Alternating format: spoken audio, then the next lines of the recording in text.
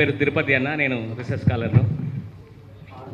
చాలా సంతోషం. ఒక్క నిమిషం అన్న తిరుపతి అన్న, ఇక్కడ వీసీ గారు ఉండడం వల్ల, అదే రిజిస్ట్రార్ గారు ఉండడం వల్ల ఓపెన్గా మాట్లాడలేరేమో అని ఆయన అభిప్రాయం వ్యక్తం చేస్తూ ఉన్నాడు. ఆయనను కూర్చోమందామా మళ్ళీ?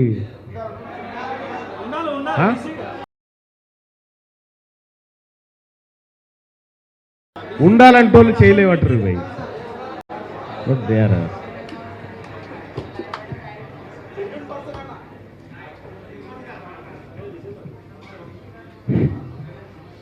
అన్న చాలా సంతోషం, విద్యార్థుల సమస్యలు వినడానికి వచ్చి నందుకు మీకు వెల్కమ్ చెప్తున్నా ఉన్నా యూనివర్సిటీ పక్షాన.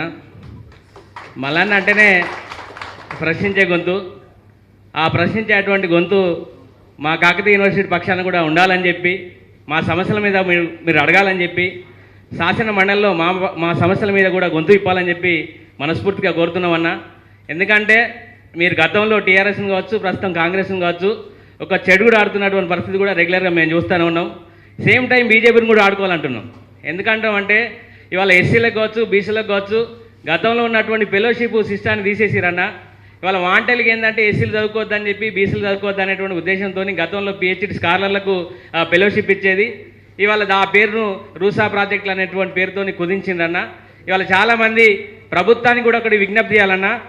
ఏంటంటే ప్రభుత్వం ఇచ్చేటువంటి ఏదైతే ఫెలోషిప్లు ఉన్నాయో రాష్ట్ర ప్రభుత్వం కూడా ఇవాళ కేరళ కానీ, తమిళనాడు కానీ, మిగతా రాష్ట్రాలలో పిహెచ్డి స్కాలర్లకు కొంత సహకారం చేస్తుందన్న. సేమ్ టైం మన రాష్ట్ర ప్రభుత్వం కూడా అలాంటి స్కాలర్షిప్లు సహాయం అందించేటువంటి విధంగా పిహెచ్డి స్కాలర్లకు ఉండే విధంగా చేయాలని చెప్పి కోరుతా ఉన్నామన్నా. దాంతోపాటు ఏంటంటే ఇవాళ కేఈలో సెల్ఫ్ ఫైనాన్స్ కోర్సులు ఉన్నాయన్న. ఆ విద్యార్థులకు ఏంటంటే హాస్టల్ సౌకర్యం లేదు. చాలామంది విద్యార్థులు ఏంటంటే సౌకర్యం లేక బయట చదువుకుని, అంటే హాస్టల్ కానీ, మెస్ కానీ ఇట్లాంటి సౌకర్యం లేదన్న. అంటే చాలామంది విద్యార్థులు ఏంటంటే సెల్ఫ్ ఫైనాన్స్ కోర్సులకు సంబంధించినటువంటి విద్యార్థులకు హాస్టల్ సౌకర్యం లేక, మెస్ సౌకర్యం లేక బయట ఇబ్బందులు పడుతున్నారన్న. దాంతోపాటు ఇంజనీరింగ్లో చేరేటువంటి మహిళా విద్యార్థినిలు వాళ్ళకు కూడా హాస్టల్ ఫెసిలిటీలు లేక చాలామంది మహిళలు ఆ విద్యార్థినులు బయట చదువుతున్నారన్న. వాళ్ళకు కూడా హాస్టల్ ఫెసిలిటీ సౌకర్యం కల్పించడం కోసం కాస్త చొరవ చేయాలనేది. దాంతోపాటు ఏంటంటే ఇంజనీరింగ్ కాలేజీకి వెళ్ళేటువంటి విద్యార్థులకు బస్సు సౌకర్యం కావాలి. అంటే ఇక్కడ గతంలో మొన్న శాతవాహన యూనివర్సిటీలో ఆ వీసీ గారు ఒక ప్రయత్నం చేసి వాళ్ళకు బస్సు సౌకర్యం కల్పించారు. సేమ్ టైం కూడా ఏంటంటే కాకతీయ యూనివర్సిటీలో కూడా అట్లాంటిది ఓ బస్సు సౌకర్యం కల్పిస్తే విద్యార్థులకు కూడా కొంత అవకాశం ఉంటుంది అనేటువంటిది. దాంతోపాటు ఏంటంటే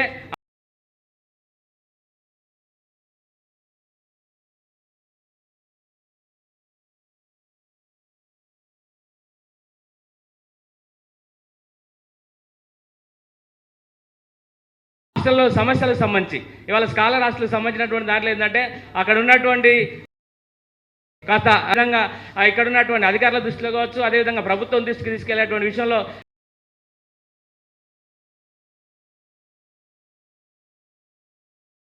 మీరు చొరవ చూపాలని చెప్పి కోరుతున్నామన్నా. అదేవిధంగా రాష్ట్రానికి సంబంధించి అంటే యూనివర్సిటీలు అనేటువంటిది విద్యా కేంద్రం,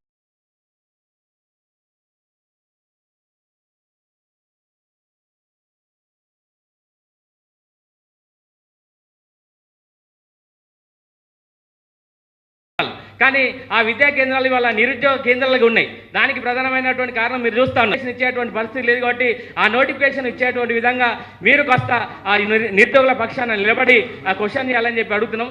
దాంతోపాటు ఇవాళ తెలంగాణ రాష్ట్రంలో ఉన్నటువంటి ఏదైతే 12 యూనివర్సిటీలు ఉన్నాయో ఆ యూనివర్సిటీలలో ఖాళీగా ఉన్నటువంటి ఏదైతే పోస్టులు ఉన్నాయో వాటి భర్తీ కోసం ఇవాళ మా దగ్గర చూస్తే ఏంటంటే ఒక్కొక్క ప్రొఫెసర్కు అడిషనల్ బాధ్యతలు ఉన్నాయి. అంటే దాని కారణం ఏంటంటే ఖాళీ వేకెన్సీ ఉండడం వల్ల ఏంటంటే ఒక్కొక్క ప్రొఫెసర్కి సంబంధించి 2 బాధ్యతలు, అడిషనల్ బాధ్యతలు నిర్వహిస్తూ ఉన్నారు. కాబట్టి దీనికి ప్రధానమైనటువంటి కారణం ఏంటంటే వేకెన్సీస్ అనేటువంటి రిక్రూట్మెంట్ కాకపోవడం వల్ల ఇది ప్రధానమైనటువంటి సమస్య ఉంది. కాబట్టి దీన్ని కూడా మీరు ప్రభుత్వం దృష్టికి తీసుకెళ్లి దాని మీద ఫైట్ చేయాల్సినటువంటి అవసరం ఉందని చెప్పి మేము చెప్పినటువంటి ప్రతి అంశాన్ని మాతో పాటు షేర్ చేస్తూ మీరు ప్రభుత్వం మీద ఒత్తిడి తెచ్చేటువంటి విధంగా ఫైట్ చేస్తారని చెప్పి ఆశిస్తున్నామన్నా. సేమ్ టైం ఇవాళ విద్యార్థులు క్వశ్చన్ చేయడానికి గతంలో మొన్న ఆకునూరు మురళి గారు కూడా వచ్చి ఇక్కడ చర్చించారు. ఇవాళ యూనివర్సిటీ భూములకు సంబంధించి అన్యాక్రాంతం అవుతున్నది, ఆక్రమణ గురవుతున్నది. ఇవాళ ప్రైవేటు వ్యక్తులు కొంత యూనివర్సిటీ చుట్టుపక్కల భూములను ఆక్రమించుకున్నటువంటి పరిస్థితి ఉంది. ఆ భూములకు సంబంధించి ఏంటంటే చుట్టూ కంచె ఏర్పాటు చేయమని చెప్పి అన్నాం. చుట్టూ సరిహద్దులు పెట్టి దానికి ప్రహారీ పెట్టమని చెప్పి అన్నాం. కానీ ఇప్పటికి కూడా దాని మీద కేవలం నిధులు విడుదల చేసి తప్పితే ఎక్కడ కూడా ప్రహారీ నిర్మించినటువంటి దాఖలాలు లేవు. దయచేసి ఇదే యూనివర్సిటీ భూములను రీసెంట్గా వచ్చినటువంటి కాంగ్రెస్ ప్రభుత్వం ఏం చేసిందంటే ఇంటిగ్రేటెడ్ స్కూళ్ళకు భూములు కేటాయిస్తామని చెప్పి చెప్తున్నాం. మేము ఒకటే అడుగుతున్నాం, యూనివర్సిటీ అంటే ఏమన్నా చేయాలంటేనే యూనివర్సిటీ భూములు గుర్తుకొస్తున్నాయి. గతంలో కేసీఆర్ గారు సెంట్రల్ జైలు భూములు అమ్మినట్టే ఇదే కాంగ్రెస్ ప్రభుత్వానికి ఇప్పుడు కన్ను యూనివర్సిటీ భూముల పడ్డదన్న. దయచేసి యూనివర్సిటీ భూములను కాపాడడం కోసం ఈ యూనివర్సిటీ భూములను కాపాడడం ఇప్పటికే పోలీస్ డిపార్ట్మెంట్ వాళ్ళు ఏంటంటే వాళ్ళు ఏలు పెట్టమంటే కాలు పెట్టారు. ఇవాళ మెల్లమెల్లగా వాళ్ళు జరుపుకుంటూ వస్తున్నారు. కాబట్టి ఇదే పోలీస్ డిపార్ట్మెంట్ వాళ్ళు ఇక్కడ ఫంక్షన్లు కట్టుకున్నారు. ఏదైనా యూనివర్సిటీ అకేషన్ కోసం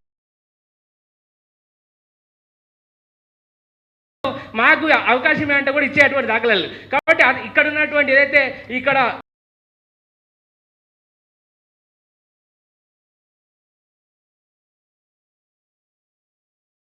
బెటాలియన్ ఉండే ఆ బెటాలియన్ వేకెట్ అయింది. చాలా మాకు ఇతర వ్యక్తులు కానీ అప్పచెప్పేటువంటి విధంగా ఉండకూడదని చెప్పి దానికోసం యూనివర్సిటీల భూముల పరిరక్షణ కోసం మీరు కూడా అడగాలని చెప్పి మనస్ఫూర్తిగా కోరుతున్నామన్నా. Thank you, ధన్యవాదాలన్నా.